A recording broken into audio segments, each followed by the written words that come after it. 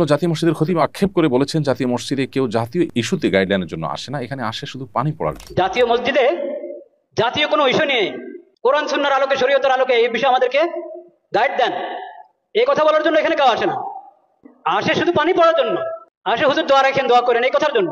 আপনি তার এই আক্ষেপের সঙ্গে একমত কিনা? একটি মুসলিম সংখ্যাগরিষ্ঠ রাষ্ট্রে জাতীয় মসজিদের ভূমিকা কি হওয়া উচিত বলে আপনি মনে করেন? খুবই গুরুত্বপূর্ণ প্রশ্ন এবং সময়তে খতিবের সাথে শতভাগ সহমত পোষণ করছি এবং তাকে ধন্যবাদ জানাই এরকম চমৎকার একটি কথা বলবার জন্য। জাতীয় মসজিদের খতিবকে জাতীয় ইস্যুগুলোতে ডাকা উচিত, তার মতামত নেওয়া উচিত। দুর্ভাগ্য আমাদের কখনো সেটা করতে দেখা যায় না। এদেশের যদু মধু এবং এমন অনেক মানুষকে জাতীয় বিষয়ে ডাকতে দেখা যায় যাদের সাথে এদেশের মানুষের কোনো সম্পর্ক নেই। জাতীয় মসজিদের খতিবের সাথে দেশের লক্ষ লক্ষ কোটি মানুষের সম্পর্ক, সুনিবিড় সম্পর্ক, অগাধ শ্রদ্ধা, ভক্তি, ভালোবাসা। সেই মানুষটার বা সেই চেয়ারে থাকা মানুষটার মন্তব্য বা তাঁর মূল্যায়ন বা তার অভিমত কখনো জাতীয় ইস্যুগুলোতে জানতে চাওয়া হয় না। এটা জাতীয় হিসেবে আমাদের জন্য দুর্ভাগ্যজনক। কেন আমরা পিছিয়ে আছি? কেন আমাদের আজকে এই দুরবস্থা? 50 বছর পরও আমরা কেন একই গলিতে চক্কর খাচ্ছি? আমাদের সমাজে সাধারণ মানুষের সাথে সম্পর্ক নাই, বিদেশি এজেন্ডার ধারক এইরকম মানুষদেরকে দেখা যায় নীতি নির্ধারণী জায়গায় তাদের ভূমিকা রাখতে।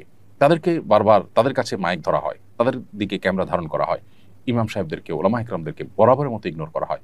জাতীয় মসজিদের ইমাম সাহেবকে শুধু পানি পড়ার জন্য ব্যবহার করা এবং দোয়ার জন্য ব্যবহার করা, তাকে জাতীয় ইস্যুতে এঙ্গেজ না করা, শুধু তিনি নন, অন্যান্য ওলামা ইকরামকেও দেশের মূল ধারার সাথে এঙ্গেজ না করা, তাদেরকে অন না করা এবং তাদেরকে আপন না করা, রাষ্ট্র তাদেরকে ব্যবহার না করার ফলে রাষ্ট্র পিছিয়ে আছে। 4 লক্ষ মসজিদের ইমাম খতিবরা যদি রাষ্ট্রকে অন করেন, সেই সুযোগ তারা পান, রাষ্ট্র যদি তাদেরকে সেই সুযোগ দেয়, তাহলে রাষ্ট্রের চেহারা পরিবর্তন হতে খুব বেশি সময় লাগবে না। বিধায় জাতীয় মসজিদের এই খতিব সাহেবের এই আক্ষেপের সাথে আমি পরিপূর্ণই একমত এবং এই অবস্থার অবসান হওয়া উচিত। নতুন বাংলাদেশে সংস্কারে অন্তত এই বিষয়টি বিশেষভাবে গুরুত্ব দেওয়া উচিত বলে মনে করি।